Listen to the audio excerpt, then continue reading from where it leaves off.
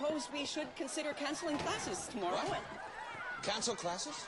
With all due respect, sir, I strongly disagree. But It's obvious what's going on around here. Clearly, we've been made victims of some sort of prank. but why would ghosts pull a There prank? are no ghosts. This is all a hoax perpetrated by a group of students with an axe to grind. Them.